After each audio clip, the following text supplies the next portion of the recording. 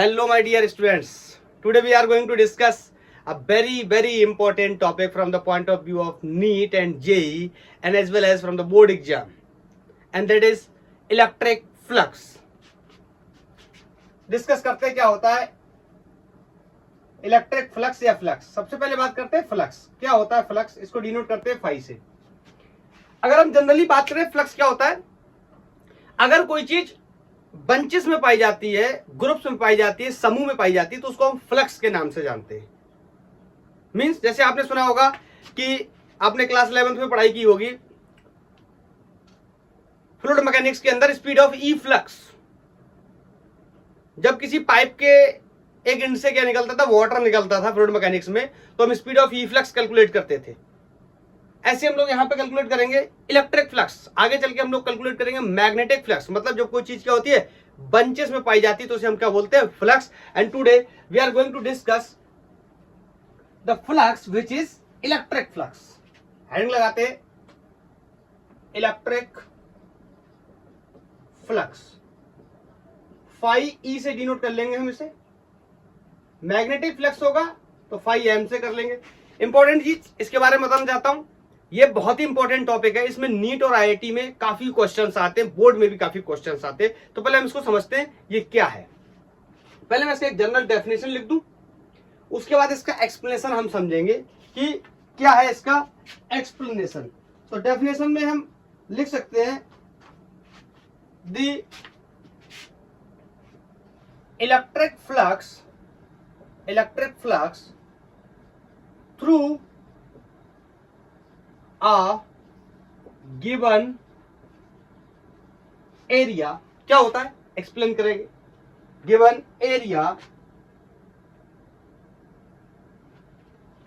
held inside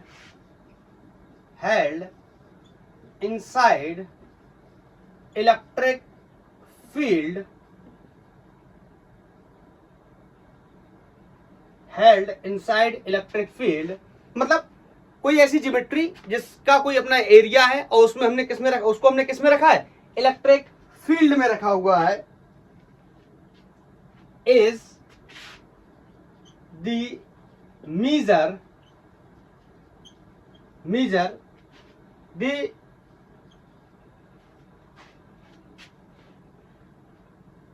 the total number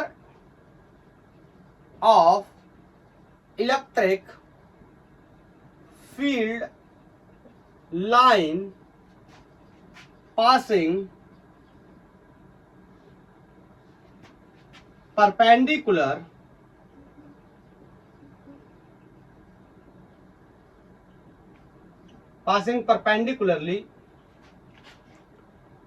through that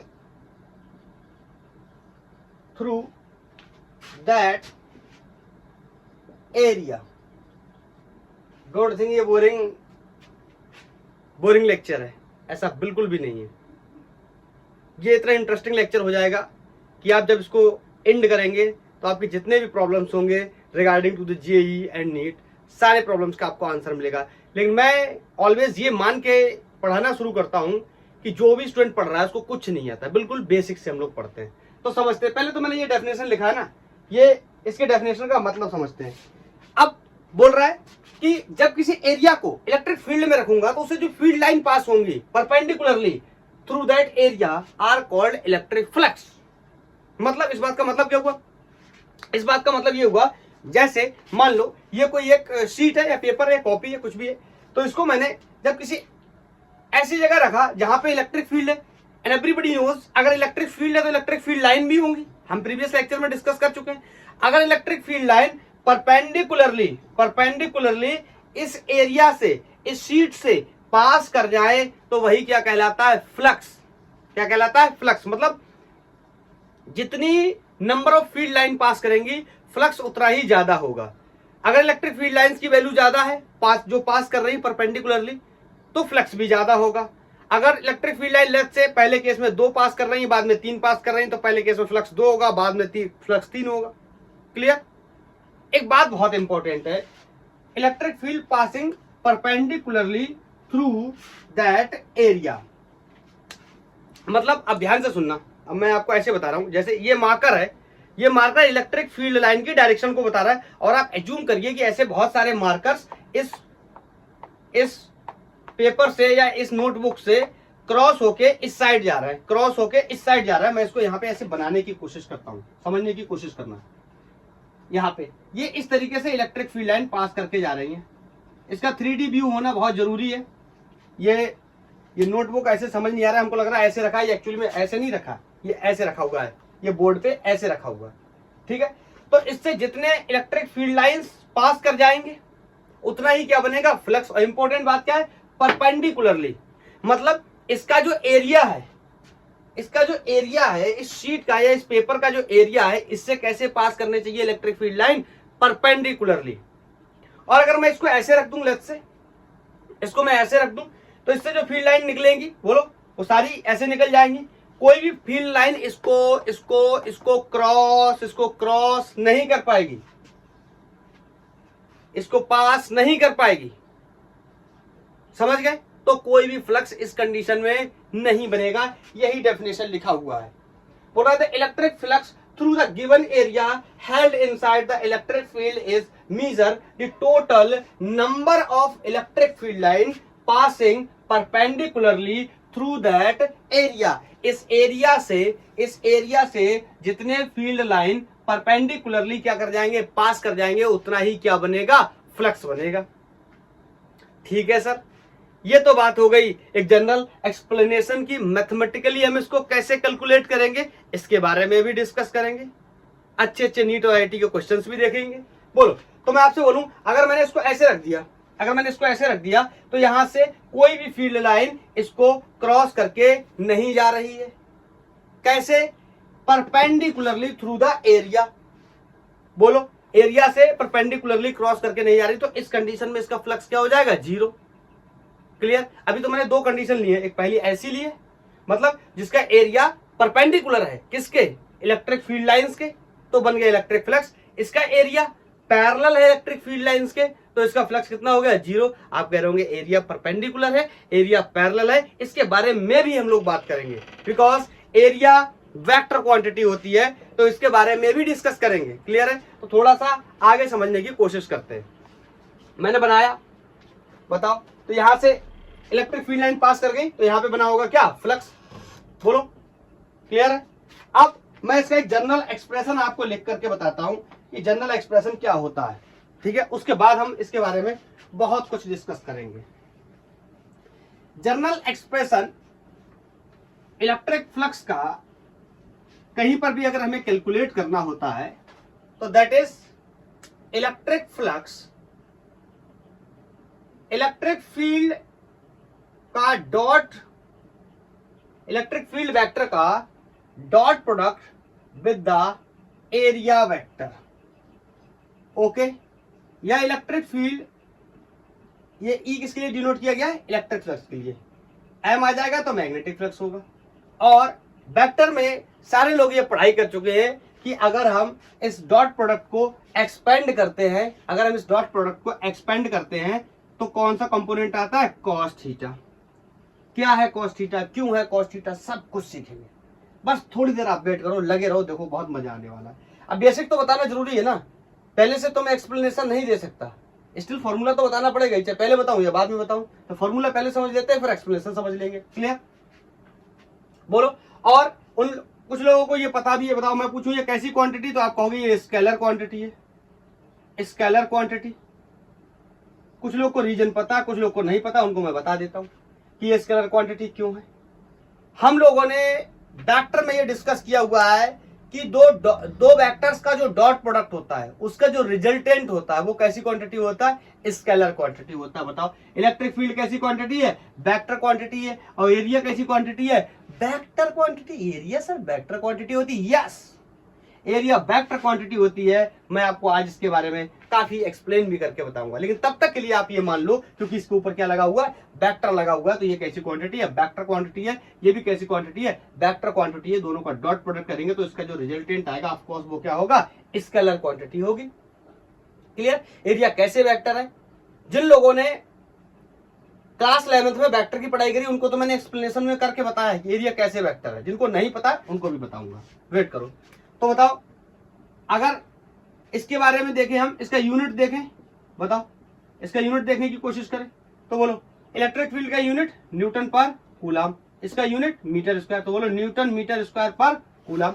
बोलो clear. Cos theta angle का कोई भी यूनिट नहीं होता है या कोई भी डायमेंशन नहीं होता है। हाँ, अगर एंगल के यूनिट की ही बात करना चाहें तो हम रेडियंस में रखते हैं। मैंने बताया कि एंगल का ड्राइव्ड यूनिट नहीं होता है, लेकिन जो फिजिकल क्वांटिटी के तौर पे या डिजाइंड यूनिट जो है उसका एंगल का होता है। ठीक है, तो हम एंगल का यहाँ पे जो ड्राइव्ड यूनिट नहीं है, इस वजह से हम यहाँ पे एंगल का यूनिट कंसीडर नहीं कर रहे, तो सिंपली न्यूटन पर कूलम मीटर स्क्वायर। अगर दूसरा क्वेश्चन नेक्स्ट जो हम लोग बार बार करते आ रहे हैं, डायमेंशन, इसका डायमेंशन पता करना, मैंने बोल रखा है 5 डायमेंशन आपको याद होने चाहिए। वेलोसिटी का, एक्सेलरेशन का, फोर्स का, बोलो वर्क का, ये सब मैंने आपको बताए। तो बताओ फोर्स का क्या होता है, हमें याद है mLT-2 फोर्स का होता है। बोलो ये कूलम का मतलब क्या है, चार्ज, चार्ज का डायमेंशन क्या होता है 80। बोलो ये मीटर स्क्वायर, इसका क्या हो गया L, और L का क्या हो गया स्क्वायर। बोलो तो यहां से डायमेंशन आ जाएगा इसका L, L, L यहाँ 2 है, यहाँ 1 है, कितना हो जाएगा L3। तो यहां से M, बताओ, और T यहाँ पावर माइनस, सॉरी यहाँ +1 है, ऊपर जाके -1 हो जाएगा, -2 पहले से। तो पहले तो L के बारे में लिख लेते हैं, L कितना हो गया 3। अब बताओ T के बारे में लिखे तो T कितना हो जाएगा -3, 2 पहले से, एक नीचे से आया। बोलो A की पावर कितना हो जाएगा -1। तो ये हो गया डायमेंशन। तो क्या डायमेंशन हो गया फ्लक्स का, M में 1, L में 3, T में -3, A में -1।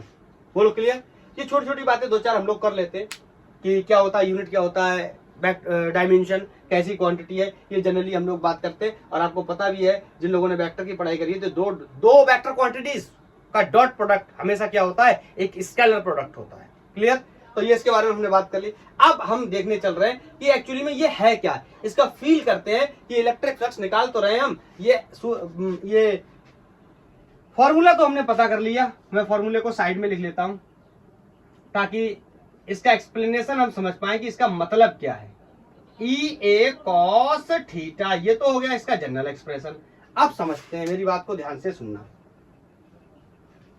जैसे जो मैंने शीट या पेपर मैंने अभी लिया था, मैं उसी शीट या पेपर को दोबारा से ले रहा हूं जो मैंने नोटबुक ली थी, और उसका मैं यहाँ पे डायग्राम बना रहा हूं।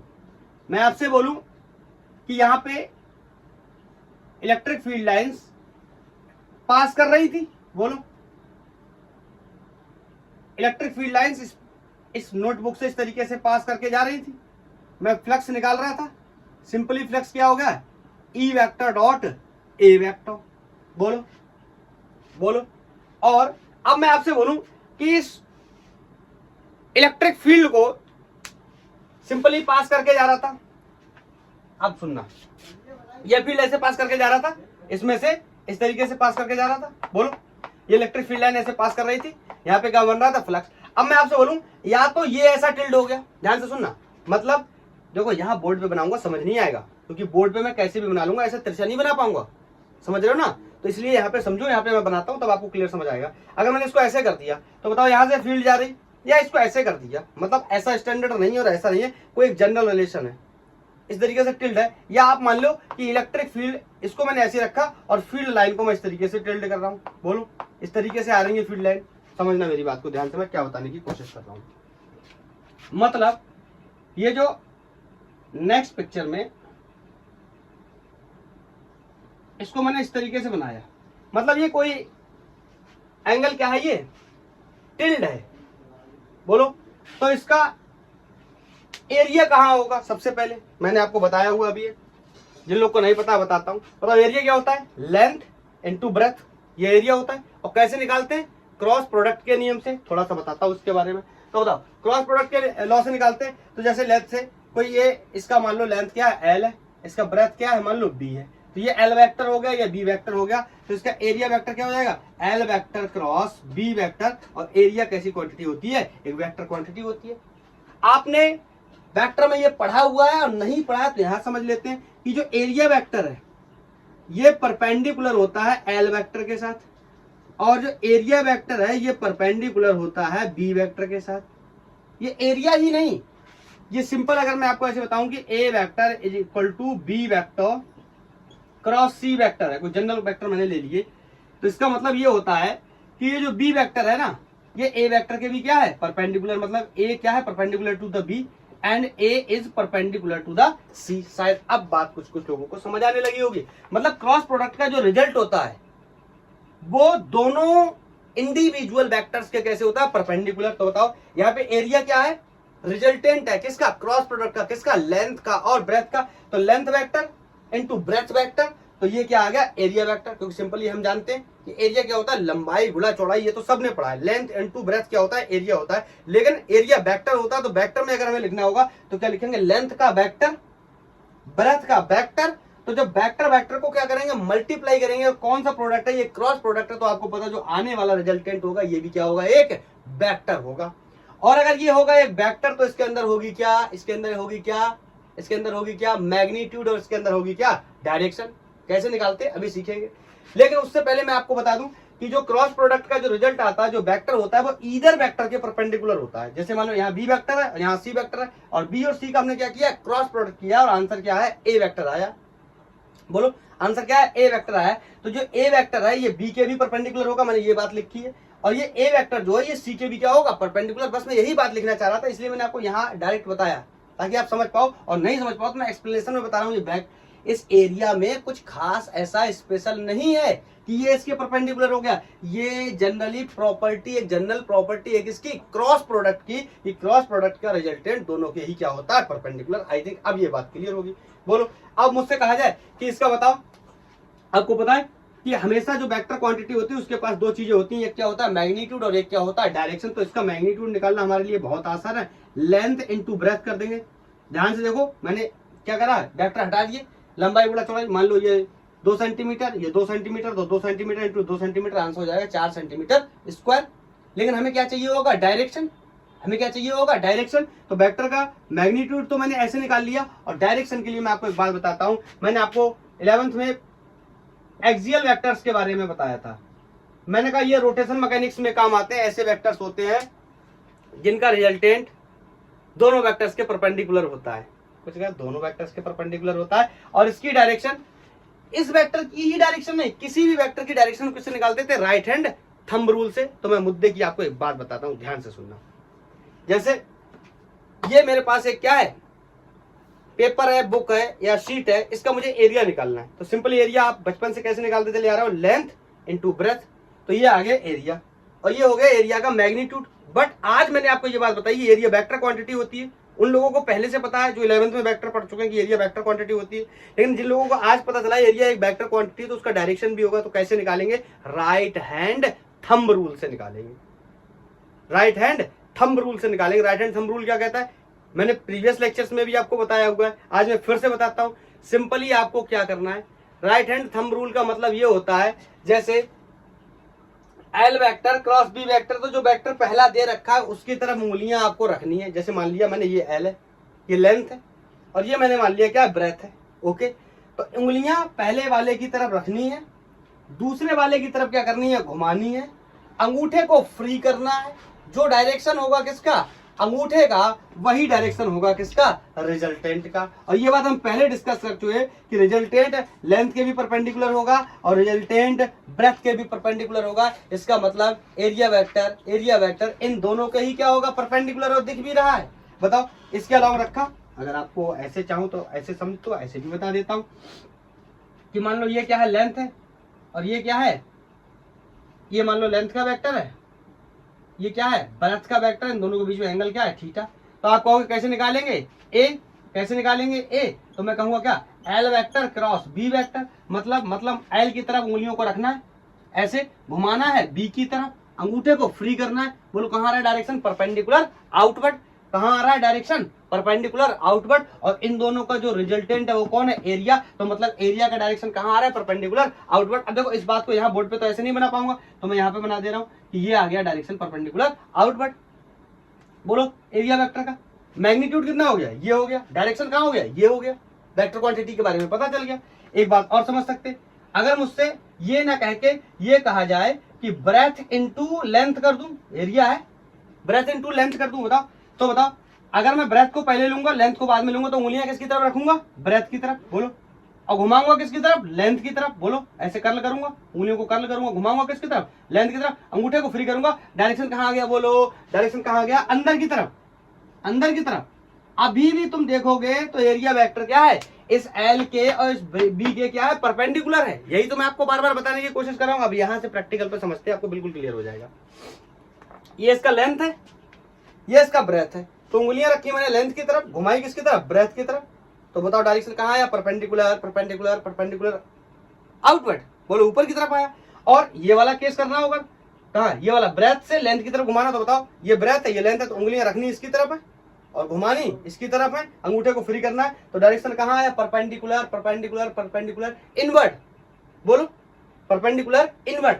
अब याद आता है एक्सियल वेक्टर। ये जो एक्सियल वेक्टर था ना, इसकी डायरेक्शन हमेशा या तो परपेंडिकुलर, परपेंडिकुलर, परपेंडिकुलर आउटवर्ड होती है, आउटवर्ड होती है, या इसकी डायरेक्शन हमेशा परपेंडिकुलर इनवर्ड होती है, इनवर्ड होती है, बोलो। क्लियर है? तो इसका मतलब एक बात क्लियर है कि जो एरिया की डायरेक्शन होगी वो या तो परपेंडिकुलर आउटवर्ड होगी, अगर बोर्ड पे बना रहे हैं तो perpendicular outward to the plane of the board. Copy पे बना रहे हैं तो परपेंडिकुलर आउटवर्ड या perpendicular inward to the plane of the paper. Clear? मतलब हमेशा एरिया की जो डायरेक्शन आने वाली है वो कैसे आने वाली है? परपेंडिकुलर। मैंने गलत बोल दिया, मैं दोबारा से सही करके बोलता हूं। हमेशा एरिया की नहीं, एरिया वेक्टर की जो डायरेक्शन आने वाली है वो कैसी आने वाली है? परपेंडिकुलर आउटवर्ड या परपेंडिकुलर इनवर्ड। तो आज से आपको दिमाग में एक बात क्लियर कर लेनी है कि area is the different thing and area vector is the different thing. Area क्या है? एरिया है एरिया वेक्टर का मैग्नीट्यूड। बताओ एरिया क्या है? एरिया जो हमने वेक्टर लिया था इसका क्या है? मैग्नीट्यूड है, इसका मॉडुलस है। तो area and area vector both are the very very different thing. One of them is scalar, which is scalar? Area is scalar, and this is the area vector which is a vector quantity. अगर ये vector है तो इसके अंदर दो चीजें होंगी, ये रहा इसका मैग्नीट्यूड और ये रही इसकी डायरेक्शन। तो इसका मतलब जो एरिया वेक्टर है, जो एरिया वेक्टर है, इसकी डायरेक्शन हमेशा क्या होगी? या तो परपेंडिकुलर, ये लिख तो दिया मैंने, एक्सियल वेक्टर। और एग्जांपल कौन होता है एक्सियल वेक्टर का? एरिया वेक्टर इसका एक एग्जांपल होता है। तो यही बात आप यहां से समझ सकते हैं कि एरिया की डायरेक्शन या तो, अब बोर्ड की बात कर रहे हैं, तुम चाहो ऐसे घुमा लो, मतलब समझे, चाहे लेंथ को पहले रख लो, ब्रेथ को बाद में रख लो। तो कैसे घुमाओगे? ऐसे। तो कहां आएगा? Perpendicular outward to the plane of the board. तो बोर्ड के आउटवर्ड आएगा। या आप ऐसे कर लो, ये किसका एग्जांपल हो गया? एल क्रॉस बी का। आप चाहो तो बी क्रॉस एल कर लो। अगर आप बी क्रॉस एल करोगे मतलब ब्रेथ की तरफ उंगलियां रखोगे, लेंथ की तरफ घुमाओगे, अंगूठे को क्या करोगे? फ्री करोगे, तो अंगूठा कहां है? अंदर की तरफ। तो बोलो इस केस में डायरेक्शन क्या आ गई? इनवर्ट। आपको पता है इनवर्ट के लिए हम ऐसी डायरेक्शन का यूज कर सकते हैं। अरे याद आया, ये क्रॉस का यूज करते हैं किसके लिए? इनवर्ट के लिए। और ये डॉट का यूज करते हैं क्या? आउटवर्ड के लिए। क्लियर? क्लियर? क्योंकि इसमें एरिया वेक्टर का ही तो सब खेल है। लोग एरिया और एरिया वेक्टर में कंफ्यूज होते हैं और वहीं से आंसर क्या होते हैं? गलत होते हैं। इसमें हर बार में कहेगा कि इलेक्ट्रिक फील्ड और एरिया के बीच में एंगल 30 डिग्री है, लेकिन जब सॉल्व करने जाएगा तो 60 लगा देगा। क्यों लगा देगा? यही वजह है कि एरिया वेक्टर और एरिया के बीच में क्या रिलेशन है। क्लियर? तो एरिया वेक्टर आप समझ गए। आई थिंक मैं अपनी बात को बता पाया। अब मैं दोबारा से बैक टू द टॉपिक जाता हूं। अच्छा, उससे पहले एक दो बातें और बता देता हूं। जब यहां तक आया हूं तो एक दो बातें और बता देता हूं। अच्छा, अगर एरिया कार्टेशियन फॉर्म में दिया है, मतलब orthogonal trade off unit vectors के टर्म्स में दिया है, ऑर्थोगोनल ये क्या होता है? अरे हम लोग 11th में सीख चुके हैं, 11th फिर से आ गया, कोई बात नहीं, मैं 12th में भी बता देता हूँ आपको एक्सप्लेन करके। देखो हमारे पास कोऑर्डिनेट्स होते हैं, एक्सेस होते हैं, आपको पता है 3 ही एक्सेस होते हैं हमारे पास, एक्स वाई जेड। तो आप यहाँ पे मोटा मोटा ये समझ लो, अगर प्लस एक्स में आता है तो उसका नाम होगा प्लस आई, और माइनस एक्स में आता है तो उसका नाम होगा माइनस आई कैप, प्लस जे में आता है तो उसका नाम होगा प्लस जे कैप, मतलब वाई में आता है प्लस वाई में, और माइनस वाई में आता है तो उसका नाम होगा माइनस जे कैप। और ये कहानी किसकी? प्लस जेड की। तो प्लस जेड में जब रिप्रेजेंटेशन करते हैं तो प्लस के कैप करते हैं, और माइनस जेड में रिप्रेजेंटेशन माइनस के कैप से करते हैं। मतलब जहां हम एक्स वाई और जेड ले रहे थे, अब वहां आई जे और के लेंगे। एक्स की जगह आई, वाई की जगह जे और जेड की जगह के। अगर जे जो हम लेते थे x प्लस का होता था तो i प्लस का भी होगा, और x माइनस का होता था तो i कैसा होगा, माइनस का होगा। y अगर पॉजिटिव डायरेक्शन में होता था तो हम प्लस का y लेते थे, तो यहाँ पे प्लस का j ले लेंगे। y अगर माइनस डायरेक्शन में होता था, मतलब नेगेटिव एक्सेस में या नेगेटिव y डायरेक्शन में अगर कुछ होता था तो हम माइनस y लेते थे, तो यहाँ पे क्या ले लेंगे, माइनस j ले लेंगे। ऐसे z के लिए प्लस z है तो प्लस के, माइनस z है तो माइनस के। बोलो बोलो बोलो, क्लियर। और हमें बार बार निकालना पड़ेगा क्या, एरिया वेक्टर। तो जरूरी तो हर है नहीं कि हर बार लेंथ x में होगी या हर बार लेंथ y में होगी, कभी कई बार लेंथ z में भी हो सकती है, ब्रेथ y में हो सकती है, मतलब तीनों कोऑर्डिनेट के अलोंग कभी भी लेंथ या ब्रेथ हो सकती है किसी भी। जैसे ये इस समय ये कोई शीट रखी है तो ये x में, ये y में, कोई जरूरी नहीं है हर बार में x में होगा, हर बार में ये क्या होगा, y में होगा। हो सकता है ये अभी ये ऐसे रखा है, बोलो, हो सकता है ये ऐसे रखा जाए, मतलब ये किसमें हो, y में, ये y में, और ये किसमें हो, z में। अरे अगर ये ऐसे रखा है तो किसमें, ये x में है। अरे ये तो समझते हो ना, यहां से ये डिस्टेंस x, तो ये x में लेंथ है इसकी, बोलो, y में क्या है, ब्रेथ है, बोलो। इसमें कंफ्यूजन मत होना कि ये लेंथ है ब्रेथ है, किसी को कुछ भी मान लो, कोई फर्क नहीं पड़ता, ठीक है। अगर मान लो ये लेंथ है x में तो ब्रेथ इसकी कहाँ है, y में, तो ये इस बार ऐसे रखा हुआ है जैसे ये रखा हुआ है, कोई जरूरी नहीं। अगर ये पलट गया ऐसा हो गया, बोलो, तो ये किस में आ जाएगा, बोलो, ये किस में आ जाएगा, z में, और ये किस में आ जाएगा, y में। ऐसे समझ रहे हो ना, बहुत सारी सिचुएशन हो सकती है, या कुछ ऐसे रख जाए, ऐसे टिल्ड हो जाए, ना पूरी तरीके से x में हो ना पूरी तरीके से y में हो। तो उसके लिए आपको पता है, मैंने पढ़ा रखा है, किसी लोग कहेंगे नहीं पता है तो उनको मैं बता देता हूं। I cross j, j cross i, k cross i, j cross k, क्या होते हैं ये एक लाइन में समझना। कैसे करेंगे हम इनको, मैं एक सर्कल बना लेता हूं i, j और k का, ध्यान से सुनना। लेंथ किसी में भी दे रखी हो, लेंथ अगर x में है तो i कैप ले लेंगे, y में है तो j ले लेंगे, z में है तो k ले लेंगे। बोलो, मुझसे बार बार इनका मल्टीप्लाई करने को आएगा कि i का मल्टीप्लाई j के साथ, मतलब लेंथ इस केस में पर्टिकुलरली लेंथ किसमें है, x में, और ब्रेथ किसमें है, y में, तो एरिया वेक्टर कहाँ होगा, z में, बोलो z में। कुछ लोग करेंगे अभी भी नहीं समझ में आ रहा है, तो समझो ना, कितनी बार बताऊं कि एरिया क्या है, परपेंडिकुलर है किसके, l के भी, और ये एरिया परपेंडिकुलर है वेक्टर किसके, ब्रेथ के भी। यही तो मैं बार बार बोल रहा हूं, अगर लेंथ x में है, ब्रेथ y में है, तो एरिया वेक्टर z में होगा।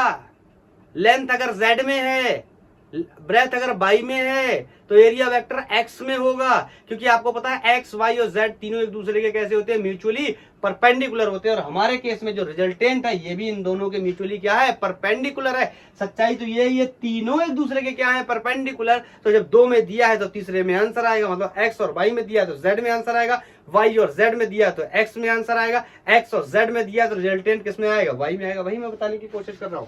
तो यहाँ पे सुनना, मैंने पहले भी बता रखा है, क्लॉकवाइज अगर घूमेंगे तो आंसर जो भी आएगा वो प्लस आएगा, और अगर एंटी क्लॉकवाइज घूमेंगे, एंटी क्लॉकवाइज, तो जो भी आंसर आएगा वो माइनस में आएगा। कैसे, किसी का भी प्रोडक्ट करेंगे ये तीन में ही रिजल्ट आने वाला है। तीन में रिजल्ट आने का मतलब है इसका गुणा करेंगे तो ये आएगा, इसका करेंगे तो ये आएगा, मतलब जब जो दिए हैं आंसर होगा नेक्स्ट।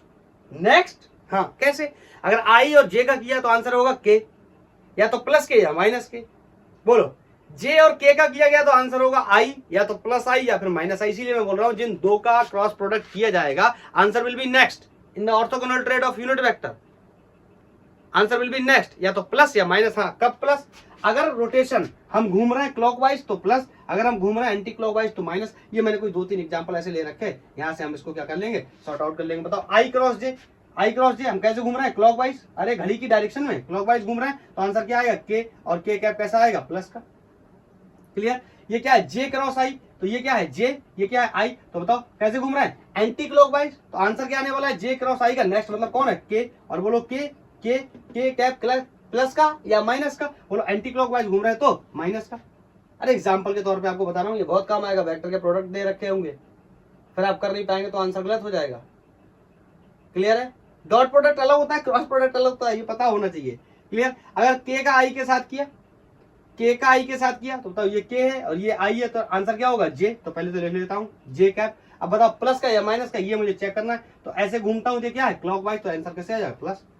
बोलो, और जे का के साथ, तो ये जे और ये के ऐसे घूमूंगा। बोलो अगेन क्या है, अरे बोलो क्लॉकवाइज है, तो आंसर क्या आएगा आई, तो आई कैसा आ जाएगा प्लस।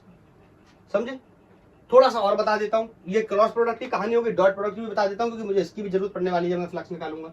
बताओ, आपको एक बात मैंने पढ़ाई थी और आपको याद है तो अच्छी बात है। मैंने कहा था कि जब डॉट प्रोडक्ट में orthogonal trade off unit vector का सेल्फ प्रोडक्ट करते हैं तो मैग्नीट्यूड कितना हो जाता है, स्क्वायर टाइम्स हो जाता है। याद आया? याद आया। मतलब ए वेक्टर का ए वेक्टर के साथ किया तो आंसर क्या होता था, ए स्क्वायर। याद आया? याद आया। कैसे?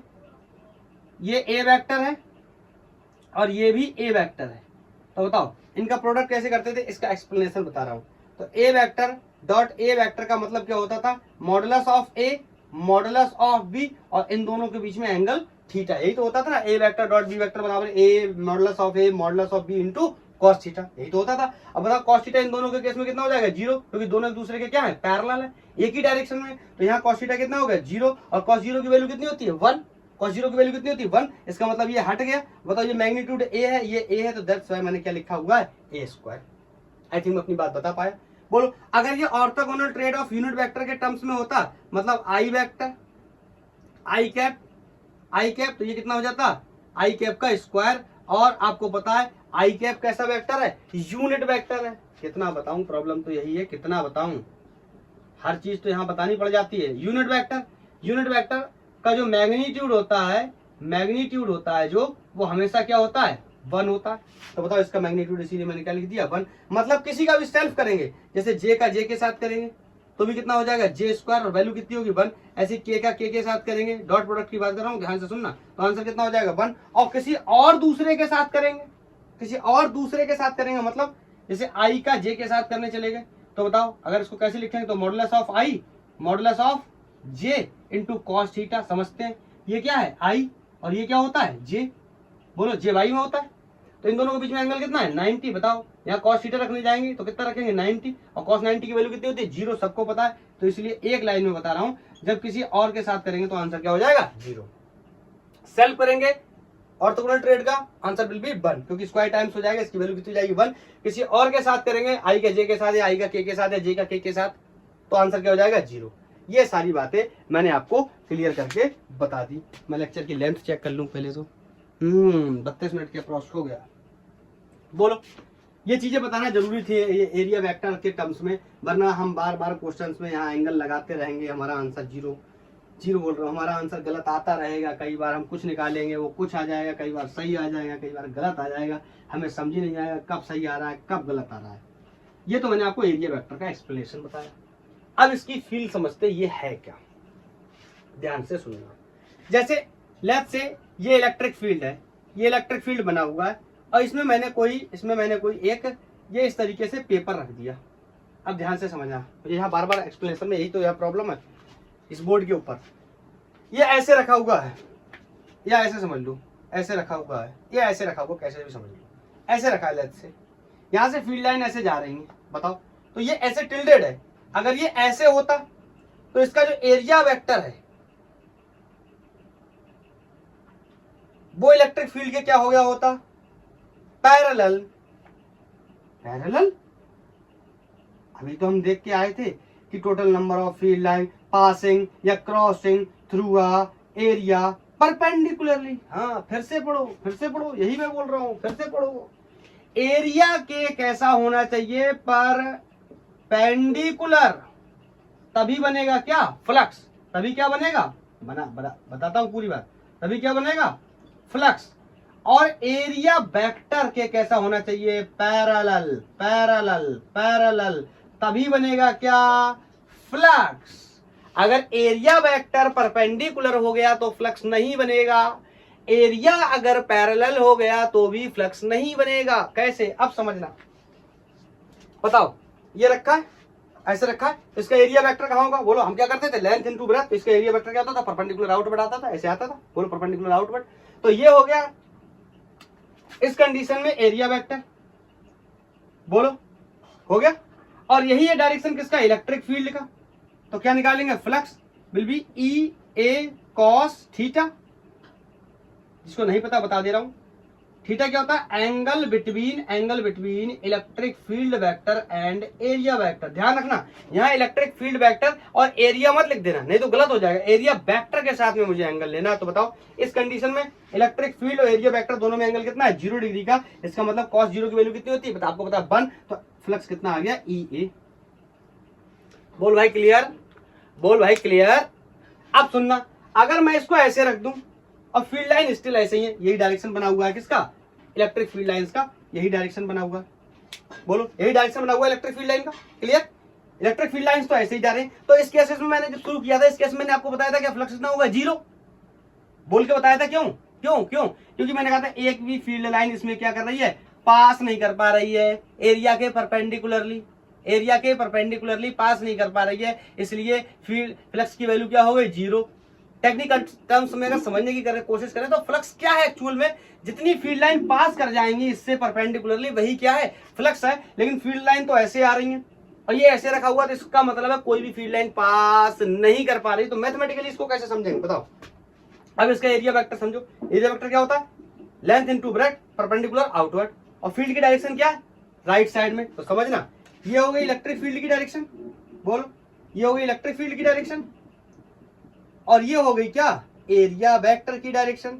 तो फ्लक्स निकालने गया, कितना हो गया, EA cos थीटा। बताओ इस थीटा एंगल कितना हो गया इस बार, 90। तो फ्लक्स की वैल्यू कितनी होगी, 0। यही तो मैं भी बोल रहा हूं, मैंने मुंह से बोला, मैथमेटिकली प्रूफ भी करना पड़ता है फिजिक्स में।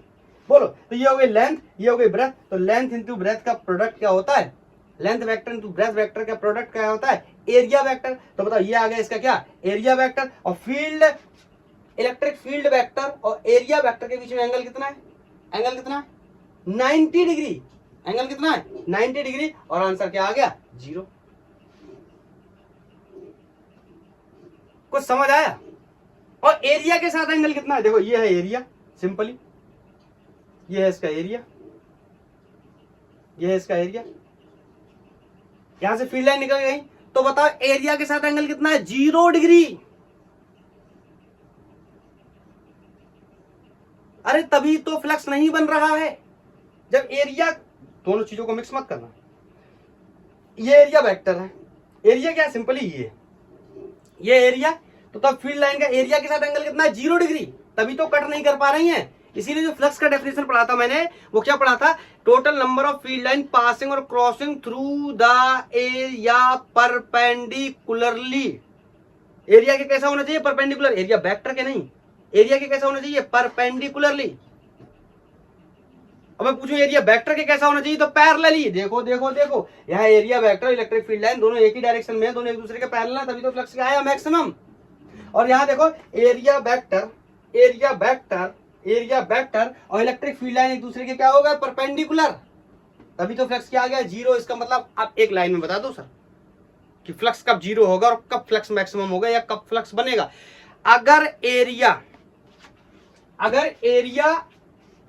Vector and electric field vector are parallel to each other, अगर एक दूसरे के पैरेलल होंगे तो जो फ्लक्स होगा वो हमेशा जनरेट होगा। या इसी को मैं ऐसे भी बोल सकता हूं, ये जो बात मैंने लिखी ना, इसका दूसरा मतलब ये हो सकता है कि electric field vector and not area vector, क्या area, electric field vector and area are, बोलो क्या बोलूंगा, ये कंडीशन कौन सी, ये वाली, are perpendicular to each other. इसीलिए मैंने बोला अगर आप एरिया को नहीं समझेंगे तो आप फ्लक्स का क्वेश्चन सॉल्व नहीं कर पाएंगे। दोनों एक ही बातें लिखी हुई हैं, आपको भले अलग अलग लग रही हो, अब नहीं लगनी चाहिए अलग अलग, इतनी एक्सप्लेनेशन के बाद। बोल मेरे भाई क्लियर है, ये एक ही बात है। एक सेकंड, लाइट का कुछ इशू है, बस एक सेकंड वेट करो आप। लाइट की वजह से थोड़ा सा इशू हो गया था, तो मैं ये बता रहा था कि area vector and electric field vector अगर एक दूसरे के पैरेलल हैं तो उसके इसमें फ्लक्स क्या होगा, जनरेट होगा। या इसी बात को हम ऐसे भी बोल सकते हैं कि इलेक्ट्रिक फील्ड और area not area vector are क्या है, परपेंडिकुलर टू ईच अदर। यही तो सबसे पहले डेफिनेशन में लिखा था, जाके पढ़ो समझ में आ जाएगा। डेफिनेशन में सबसे पहले मैंने यही लिखा था कि number of electric field line passing और crossing through a area perpendicularly. देखो यही तो बात है ना, यह एरिया वेक्टर के पैरेलली एक ही बात है। बोलो क्लियर है? अगर एरिया वेक्टर और इलेक्ट्रिक फील्ड वेक्टर अगर एक दूसरे के क्या है परपेंडिकुलर, तो इस कंडीशन में फ्लक्स क्या होगा? जीरो। ये देखो एरिया वेक्टर और फील्ड वेक्टर एक दूसरे के परपेंडिकुलर है। या इसी को मैं बोल सकता हूं क्या कि इसी को दूसरे तरीके से अगर मैं बोलना चाहूं तो दूसरे तरीके से कैसे बोल सकता हूं कि electric field vector and area are parallel to each other. बोलो एक ही बात है। क्लियर? एक दूसरे के क्या है पैरेलल। ये बात समझना हमें बहुत जरूरी है, नहीं तो हमारे क्वेश्चंस नहीं बनेंगे। क्लियर? अब हमारा सवाल ये समझ आ गया हमें कि अगर एरिया वेक्टर और इलेक्ट्रिक फील्ड वेक्टर एक दूसरे के पैरेलल है तो फ्लक्स बनेगा, या एरिया और इलेक्ट्रिक फील्ड वेक्टर एक दूसरे के परपेंडिकुलर है तो भी फ्लक्स बनेगा। अब मैं आपसे एक बात पूछूं, अभी जनरली हम दो ही बात कर रहे थे, या तो ऐसे फील्ड लाइन पास कर जा रही तो फ्लक्स बन रहा, या फिर ऐसा हो जा रहा तो फ्लक्स नहीं बन रहा। इसका मतलब ये एरिया किसमें था? 1D में।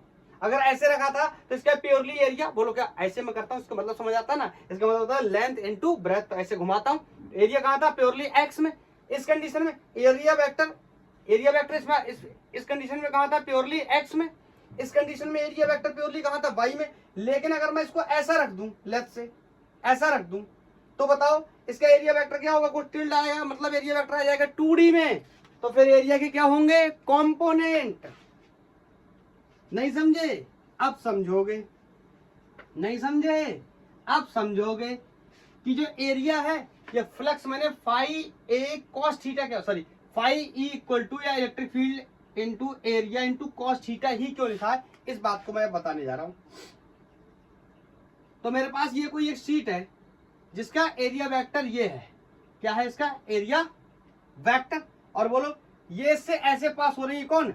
Electric field line. क्लियर है?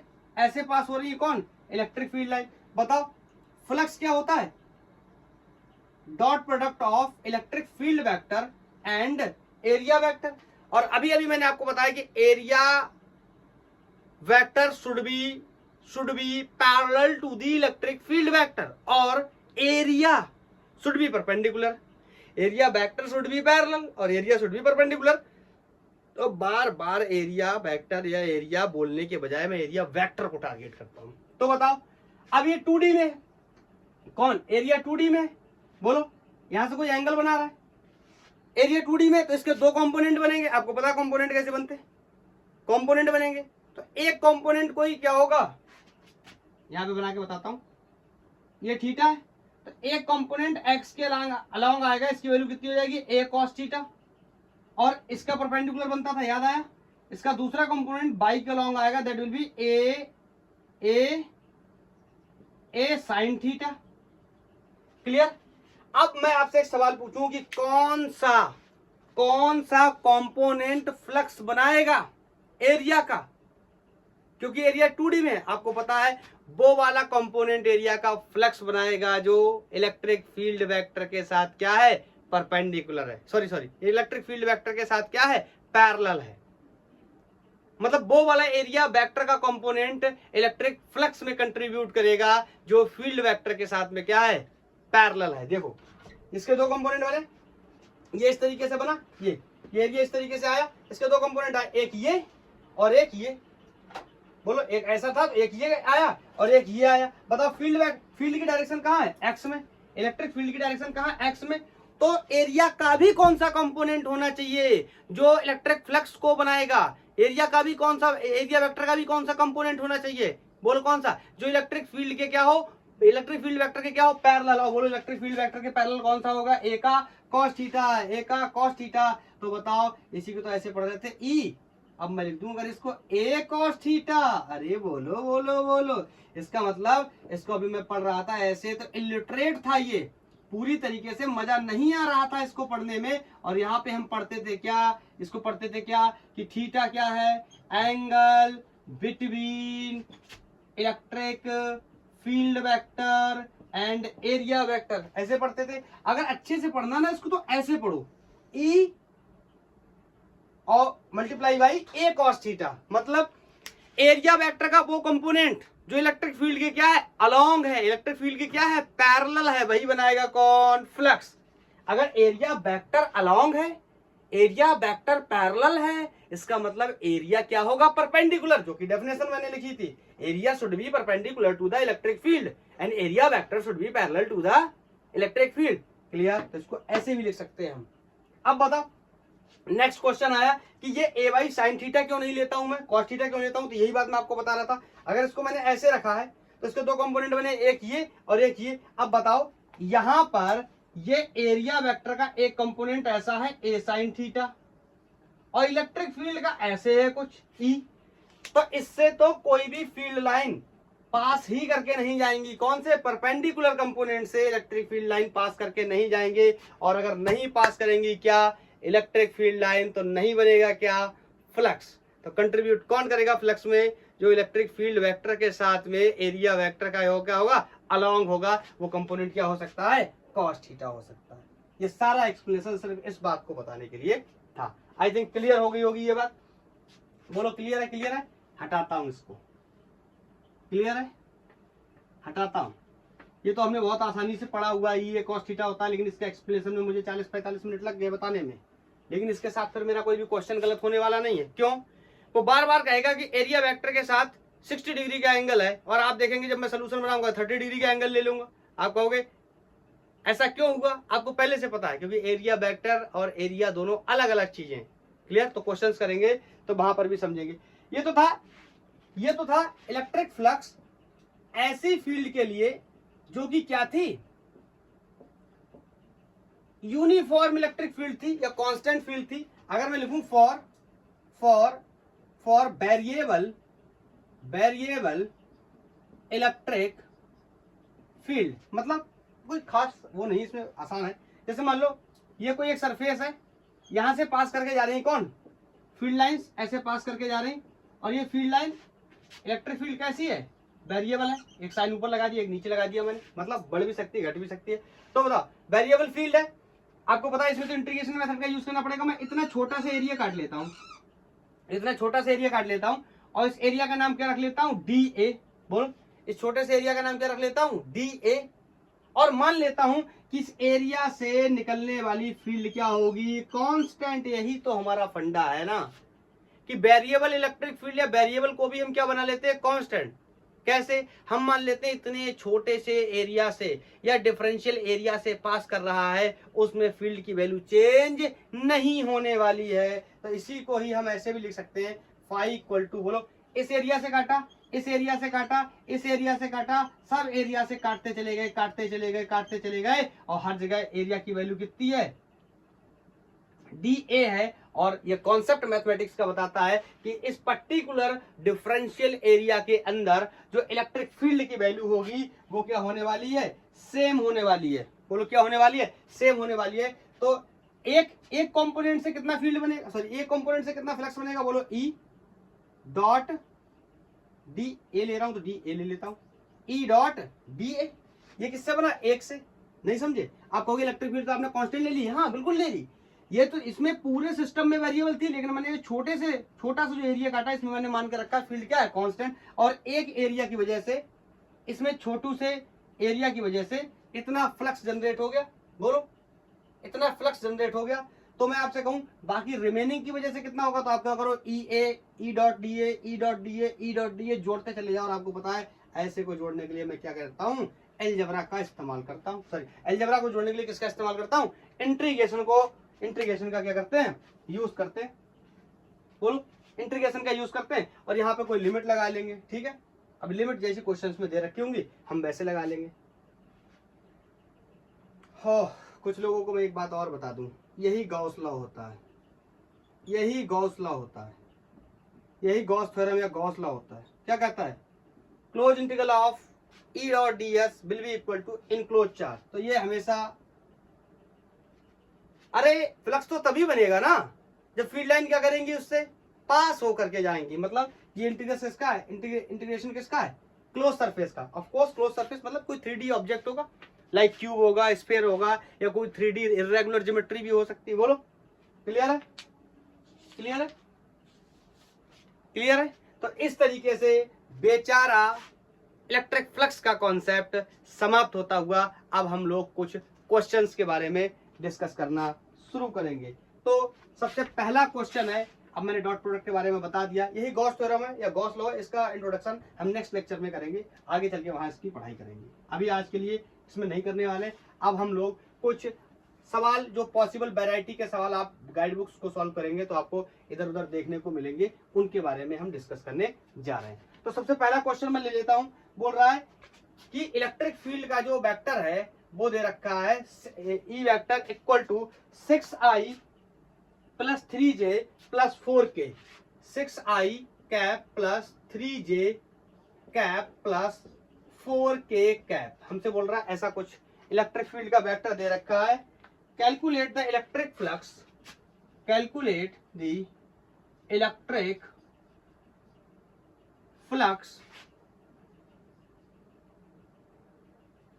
इलेक्ट्रिक फ्लक्स थ्रू एरिया, और एरिया के बारे में मुझसे बता रहा है, through a surface area, through a surface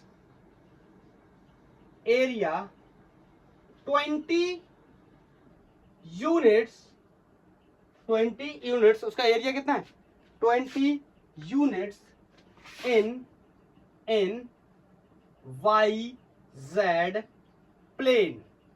अब लगाओ आप, तब तक मैं मार्कर में इंक डाल लूं। इलेक्ट्रिक फील्ड दिया है और एरिया का यूनिट भी दिया है, तो हमें बनाना है क्या, इसका फ्लक्स। इसी बात के चक्कर में मुझे बताते बताते 40-45 मिनट लग गए, वरना तो 10 मिनट का टॉपिक था। मुझे तो पता था ना ये कि ये आके बार बार क्वेश्चंस में प्रॉब्लम करेगा। क्वेश्चंस अगर हम सॉल्व नहीं करेंगे तो हमारे लिए कोई फायदा नहीं है। नीट और आईआईटी में इसके बहुत सवाल आते हैं। शुरू करूं, बोलो फ्लक्स क्या होता है, ई वेक्टर डॉट डी ए या डी एस वेक्टर बोलो, या ई डॉट ए भी लिख सकते हो। अब ध्यान से सुनना, जो एरिया है इसका मैग्नीट्यूड दिया कितना, ये जो एरिया है ऐसे लिख लेता हूं ई डॉट एस बोलो, तो ये जो एस है इसका एरिया वेक्टर का जो मैग्नीट्यूड दिया दैट इज 20 यूनिट। लेकिन आपको तो पता है कि अगर, ध्यान से सुनना, मैं पहले गलत कर रहा हूं नोट मत करना, अगर आपने 6i plus 3j electric field का वेक्टर लिख लिया इस तरीके से और इसके साथ लिख लिया 20, ये आगे सॉल्व नहीं होगा। बहुत सारे लोगों को ये बात, ये जो बेसिक बात होती है ना, बारीकियां होती हैं, पता ही नहीं होती। अब ये 20 इसके साथ मल्टीप्लाई नहीं होगा, ये कैसी क्वांटिटी है, वेक्टर क्वांटिटी, तो ये भी होना चाहिए कैसी क्वांटिटी, वेक्टर क्वांटिटी, तभी ये इसके साथ मल्टीप्लाई होगा, तभी डॉट प्रोडक्ट करेंगे किसका, वेक्टर का। अब बताओ ये 20 तो इसका दे रखा है, क्या 20 दे रखा है, क्या इसका एरिया का जो मैग्नीट्यूड है। अब एरिया की डायरेक्शन निकालनी पड़ेगी, इतना एक्सप्लेनेशन इसीलिए तो किया था ना। तो बताओ कहां रखा है, वाई जेड प्लेन में। मतलब थोड़ा सा समझाने की कोशिश करता हूं, अगर समझ पाओ तो। ये लेफ्ट से ऐसा रखा है, ये कौन है, मान लो ये जेड है और ये कौन है, वाई। तो बताओ वाई जेड प्लेन में रखा है, बोलो वाई जेड प्लेन में रखा है, तो इसका एरिया कहां आएगा, एक्स में। एरिया कहां आएगा, एक्स में। मैंने आपको पहले भी बताया, जिन दो कोऑर्डिनेट्स में रखा हुआ है, जिन दो एक्सिस के अंदर रखा हुआ है कोई प्लेट या कोई ऐसा ऑब्जेक्ट जो 2D है, तो उसका एरिया कहां आएगा, तीसरे में। किस में रखा, वाई जेड में रखा है, तो इसका एरिया कहां आने वाला, एक्स में। आप यहां से भी देख सकते हो, इसको मैंने वाई मान लिया, सॉरी इसको मैंने जेड मान लिया, इसको मैंने जेड मान लिया, इसको मैंने वाई मान लिया। तो बताओ क्या करूंगा, लेंथ इनटू ब्रेथ कहां आएगा, एक्स में। बोलो कहां आएगा, एक्स में। बोलो क्लियर, कहां आया, एक्स में। तो बताओ अगर मुझे इसका वेक्टर बनाना हो, तो ये अगर मैं वेक्टर ऐसे लिख दूं तो 20 तो हो गया उसका मैग्नीट्यूड, और उसका डायरेक्शन कहां हो गया, एक्स में। एक्स का मतलब आई कैप। बोलो बोलो बोलो, तो यहां रख दूं क्या, आई कैप। अब बन जाएगा आंसर, अब बनेगा आंसर। बताओ डॉट प्रोडक्ट के नियम मैंने आपको बताए थे, आई का आई के साथ करेंगे स्क्वायर हो जाएगा, आई का जे के साथ करेंगे 0 हो जाएगा, आई का के साथ करेंगे तो 0 हो जाएगा। तो इसके साथ करूंगा तो कितना हो जाएगा, 20 छक्का 120। बोलो आई के क्या हो जाएगा, आई स्क्वायर, वैल्यू कितनी हो जाएगी 1, प्लस इसके साथ करूंगा 0 हो जाएगा। ज्यादा टाइम वेस्ट नहीं करूंगा, वेक्टर में पढ़ा भी चुका हूं इस बात को, ठीक है। आई के जे के साथ करूंगा 0 हो जाएगा, आई का के साथ करूंगा 0 हो जाएगा। एंड आंसर विल बी 120 बोलो Newton metre square per coulomb. तो समझे ना। वैसे आप लेके पढ़े रहोगे इसको सॉल्व नहीं होगा, हमें पहले देखना पड़ेगा एरिया वेक्टर कहां बन रहा है। क्लियर है? बोलो क्लियर है? ओके, नेक्स्ट क्वेश्चन लिखूं? लिखता हूं, हटाता हूं इसको। ये जो एक्सप्लेनेशन इसलिए ही दिया था मैंने ताकि इन क्वेश्चंस को आप इजीली हैंडल कर पाओ, काफी इंपॉर्टेंट टॉपिक है ये। Question is a circular plane sheet, a circular plane sheet, थोड़ी सी राइटिंग में मैनेज करना, मैं बोल भी रहा हूं, आप लिख लो। Plane sheet of radius 10 centimeter is placed in uniform electric field of 5 into 10 to the power 5 Newton per coulomb, making an angle 60 degree with field. Calculate, अब ज्यादा नहीं लिखूंगा, कैलकुलेट इलेक्ट्रिक फ्लक्स। ठीक है, मुझे एक कोई प्लेन शीट है जो कि एक यूनिफॉर्म इलेक्ट्रिक फील्ड में रखा गया है और उसकी वैल्यू मुझे पता है। A plane circular sheet of radius 10 centimetre बनाता हूं यहाँ पे, ये इसका रेडियस 10 सेंटीमीटर हो गया। ठीक है, मुझसे बोल रहा है is place in uniform electric field, इसमें कोई यूनिफॉर्म इलेक्ट्रिक फील्ड में ये रखा गया जिसकी value 5 into 10 to the power 5 है। मुझसे कह रहा है making 60 degree angle with the field. मैं एक बार चेक कर लूं कोई कमी तो नहीं क्वेश्चन में। Electric flux through the sheet,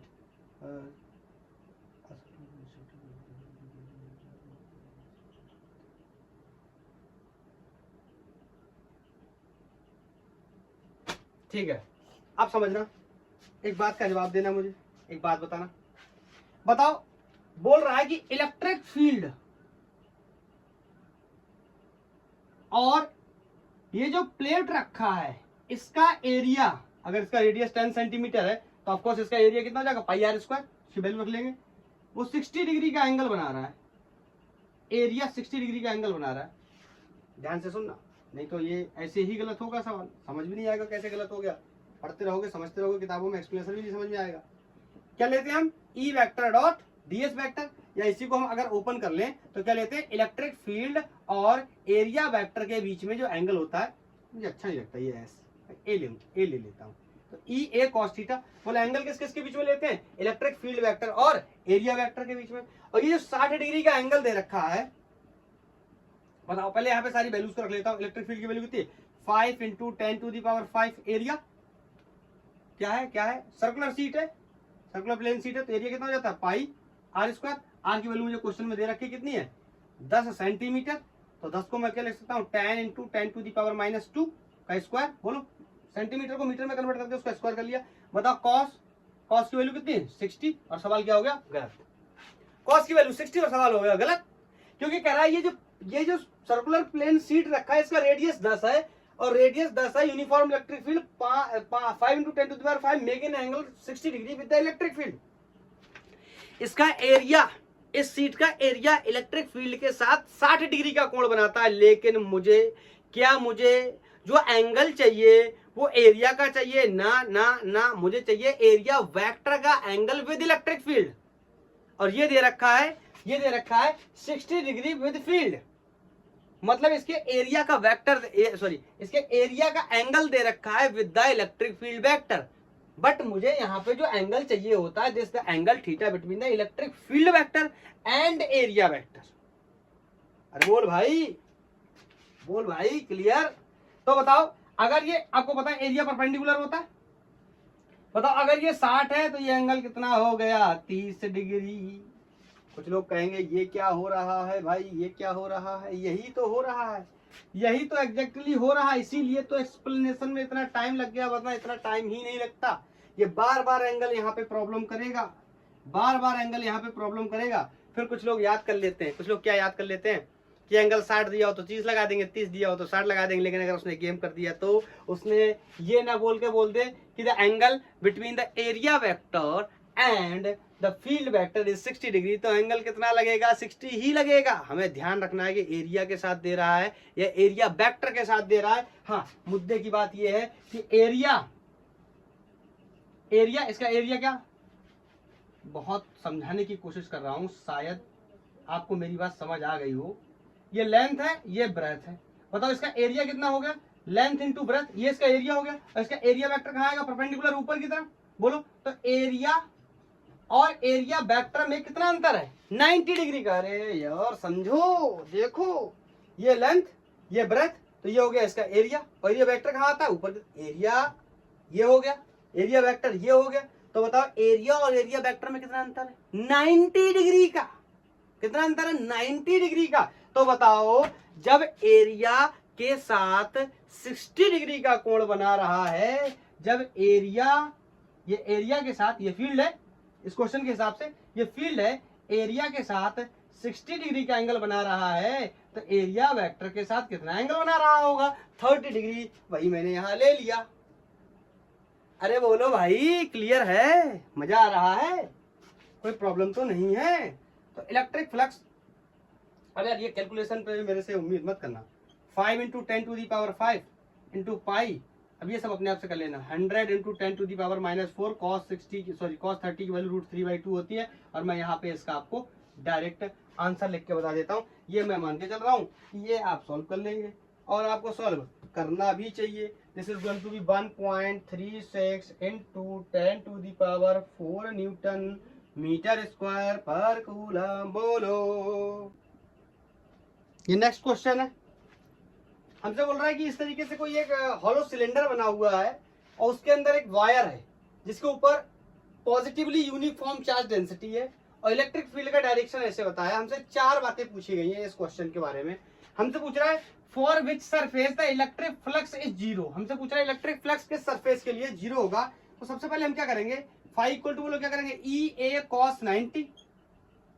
अगर ऐसा हो जाता है, दोबारा से बताता हूं, EA cos थीटा। बोलो अगर cos थीटा को मैं क्या कर दूं? 90 कर दूं, और 90 की वैल्यू कितनी होती है? 0। तो फ्लक्स क्या हो जाएगा? 0। तो चेक कर लेता हूं अलग जगहों पे। बताओ यहाँ पे इलेक्ट्रिक फील्ड का डायरेक्शन, अच्छा डायरेक्शन तो बना हुआ है ही, तो परेशान होने की कोई जरूरत नहीं। इस साइड भी बना हुआ है, यहाँ पर भी डायरेक्शन ऐसे होगा, इसमें कोई दोहराने वाली बात नहीं, एक जैसा सिमेट्रिकल डिस्ट्रीब्यूशन है। ओके, तो यहाँ पर अगर मैं कोई DS एरिया लेने गया, बोलो तो यहाँ पे एरिया वेक्टर की डायरेक्शन ऊपर की तरफ होगी। और बताओ फील्ड वेक्टर और एरिया वेक्टर दोनों एक ही डायरेक्शन में, मतलब दोनों के बीच में एंगल कितना है? 0। मतलब यहाँ पर फ्लक्स 0 नहीं हो सकता, क्योंकि cos 0 की वैल्यू मैक्सिमम 1 होती है। अरे बोलो यार, यहाँ पर लेने जाऊँ, कहीं पर भी लेने जाऊँ, यहाँ पर भी लेने जाऊँ, या इस सरफेस पे आऊँ, बोलो इस सरफेस पे भी नीचे की तरफ डायरेक्शन होगी एरिया वेक्टर की, और इलेक्ट्रिक फील्ड की डायरेक्शन भी नीचे की तरफ, ऐसी हर जगह पे। यहाँ पर चेक करता हूँ, मतलब यहाँ पर 0 नहीं होगा, इस सरफेस पे भी 0 नहीं होगा। कौन से सरफेस पे होगा? बताओ, यहाँ पे इलेक्ट्रिक फील्ड की डायरेक्शन ऐसे, बोलो ऊपर की तरफ, और ये देखो एरिया ऐसे निकाला, तो बताओ इसको ऐसे समझो, एरिया ऐसे निकाला, तो बताओ इसका ये क्रॉस सेक्शन है, तो इसका एरिया वेक्टर किधर होगा? ऐसे परपेंडिकुलर आउटवर्ड। तो इसका ये होगा क्या? इसका एरिया वेक्टर, और ये हो गया क्या? Field vector. बोलो दोनों के बीच में एंगल कितना है? 90 डिग्री। तो यहाँ पे फ्लक्स क्या हो जाएगा? 0। अरे बोलो यार, ऐसे ही यहाँ पर चेक करूं तो बताओ फील्ड वेक्टर कहाँ है? ऊपर की तरफ, और एरिया वेक्टर कहाँ आएगा? ऐसे आउटवर्ड, बाहर की तरफ। एंगल कितना है? 90। तो इस फेस पे भी फ्लक्स क्या हो जाएगा? 0। आप यहाँ से समझ लो, ऐसे ये आया एरिया वेक्टर परपेंडिकुलर आउटवर्ड, और फील्ड वेक्टर कहाँ है? ऊपर की तरफ। तो दोनों के बीच में कितना एंगल हो गया? 90 डिग्री का। तो यहाँ पर भी फ्लक्स क्या हो गया? 0। मतलब इस वाले फेस पे और इस वाले फेस पे फ्लक्स की वैल्यू क्या हो जाएगी? 0। क्लियर है? कोई डाउट तो नहीं? तो पहला पार्ट सॉल्व हो गया। दूसरे पार्ट में हमसे पूछ रहा है कि इलेक्ट्रिक फील्ड की वैल्यू किस सरफेस पे 0 होगी? इलेक्ट्रिक फ्लक्स की value over which surface is 0। अरे नहीं, ये 2 बार लिख गया मुझे लग रहा है, एक सेकंड चेक कर लेने देना। 2 बार लिख गया मुझे लगता है यार, एक ही जैसा क्वेश्चन 2 बार लिख गया। हाँ, यहाँ पे चेंज करना पड़ेगा, ये यहाँ लिख देता हूँ चेंज, यहाँ लिख देता हूँ कांस्टेंट। मतलब over which surface electric field is constant. आपको पता है कि इलेक्ट्रिक फील्ड का रिलेशन इनवर्स स्क्वायर डिस्टेंस होता है, मतलब जैसे जैसे डिस्टेंस बढ़ेगी वैसे वैसे इलेक्ट्रिक फील्ड घटेगी। तो इस सरफेस पे आप यहाँ जैसे जैसे दूर निकालने जाओगे, बोलो वैसे वैसे क्या होगा, जैसे यहाँ पे निकालोगे या यहाँ पे निकालोगे या यहाँ पे निकालोगे या यहाँ पे निकालोगे, तो हर जगह पे डिस्टेंस चेंज होने के साथ साथ फ्लक्स की वैल्यू क्या होगी, चेंज। फ्लक्स की वैल्यू क्या होगी, चेंज, मतलब फील्ड की वैल्यू क्या होगी, चेंज हो सकती है। बोलो हमें चाहिए इलेक्ट्रिक फील्ड कांस्टेंट, तो ध्यान से देखो, आपको पता है यहाँ पर अभी अभी हमने निकाला था, और इस फेस पे, तो इस पे इलेक्ट्रिक फ्लक्स एट 1, तो क्रॉस सेक्शन है यहाँ पर, और यहाँ पर इलेक्ट्रिक फ्लक्स कितना आया था, 0। इसका मतलब ऐसा समझो ई डी एस बराबर क्या है, 0। इसका मतलब या तो ई 0 है या तो डी एस 0 है, और आपको पता है डी एस 0 हो नहीं सकता, डी एस क्या है, एरिया, तो इसका एरिया कैसे 0 हो सकता है, एरिया 0 नहीं हो सकता, इसका मतलब फील्ड क्या था, 0, ये तो हमें पहले भी पता है। और 0 क्या होता है, कांस्टेंट भी हो सकता है। इसका मतलब इन्हीं दोनों सरफेसेस पे फ्लक्स 0 भी है, और फ्लक्स 0 है तो यहीं पे फील्ड कांस्टेंट भी हो सकती है, क्योंकि एरिया 0 नहीं हो सकता। आई थिंक ये बात क्लियर है। नेक्स्ट क्वेश्चन है, over which surface E is change. कहां पर ई क्या हो रहा है, चेंज कर रहा है। ऑफ कोर्स यहाँ तो कांस्टेंट है, यहाँ भी कांस्टेंट है, क्योंकि क्या है, 0 है, यहाँ भी क्या है, 0। तो बताओ इस पे क्या होगा, चेंज होगा। चेंज में भी कैसा होगा, चेंज में भी कैसा होगा, डिक्रीजिंग। बोलो इन डिस्टेंस बढ़ने के साथ साथ में जो इलेक्ट्रिक फील्ड की वैल्यू है वो क्या करेगी, डिक्रीज करेगी। आई थिंक क्लियर है। तो इन दोनों सरफेसेस पे चेंजिंग हुई, और चेंजिंग में भी कैसी होगी, डिक्रीजिंग फील्ड होगी। बोलो विच सरफेस, देखो अब ये फिर एक जैसा हो गया, ये यहाँ पे चेंज नहीं, यहाँ पे चेंज, यहाँ पे कांस्टेंट, यहाँ पे 0। अच्छा अच्छा अच्छा अच्छा, ये था फ्लक्स 0 था, ये सही था, ये ई 0 है। कुछ लोग सोचेंगे क्वेश्चन की ही ऐसी तैसी हो गई, यहाँ पे कांस्टेंट है। मैं दोबारा से बता दे रहा हूँ क्या प्रॉब्लम है। यहाँ पे ई क्या है, चेंज। बताओ फ्लक्स कहाँ 0 है, यहाँ पता चल चुका, यहाँ फ्लक्स 0। पूछ रहा फील्ड कहाँ 0, अभी अभी निकाला, इन्हीं सरफेसेस पे फील्ड भी क्या हो जाएगा, 0, क्योंकि E d S will be equal to 0, flux 0 तो ये 0, या तो एरिया 0 या तो ई 0, एरिया 0 है नहीं, इसका मतलब ई भी यहाँ पे क्या है, 0। तो दूसरे पार्ट का आंसर हो गया, इन्हीं सरफेसेस पे क्या होगा, ई 0 होगा। पूछ रहा ई कांस्टेंट कहाँ होगा, अभी अभी बताया, यहाँ पर फील्ड की वैल्यू क्या है, 0, और 0 क्या होता है, कांस्टेंट भी होता है, तो इसका मतलब यहीं पे क्या होगी, कांस्टेंट। यहाँ पे कांस्टेंट क्यों नहीं होगी, दूसरे पार्ट का आंसर भी हो जाएगा, क्योंकि यहाँ डिस्टेंस के साथ साथ फील्ड क्या करेगा, डिक्रीज करेगा। तो यहाँ पे कांस्टेंट फील्ड नहीं होगा, कैसा होगा, डिक्रीजिंग फील्ड। अरे बोलो भाई, क्योंकि यहाँ पे फील्ड की वैल्यू जैसे जैसे हम आगे बढ़ेंगे, फील्ड की वैल्यू क्या होगी, कम। बोलो क्लियर। एक बात और बता देता हूँ, एक क्वेश्चन और बता देता हूँ, एरिया वेक्टर और एरिया में बिल्कुल कंफ्यूजन नहीं होना चाहिए। कौन सा एंगल लेते हैं हम कॉस थीटा में, ये बिल्कुल भी कंफ्यूजन नहीं होना चाहिए, सब कुछ क्लियर बताया है। एरिया वेक्टर और इलेक्ट्रिक फील्ड वेक्टर के बीच के एंगल लेते हैं, और एरिया वेक्टर के बीच में 90 डिग्री का एंगल होता है। अगर क्वेश्चन कह रहा है इलेक्ट्रिक फील्ड और एरिया के बीच में 60 डिग्री का एंगल है, तो हमें कौन सा लेना है, इलेक्ट्रिक फील्ड और एरिया वेक्टर के बीच में। अगर एरिया और इलेक्ट्रिक फील्ड वेक्टर के बीच में 60 है, तो एरिया वेक्टर के साथ कितना हो जाएगा, 30। जैसे क्वेश्चन बहुत फेमस है, क्यूब के बारे में पढ़ाई होती है कि क्यूब से कितना फ्लक्स बनेगा। देखो मैं आपको दो बात बताऊंगा कि जब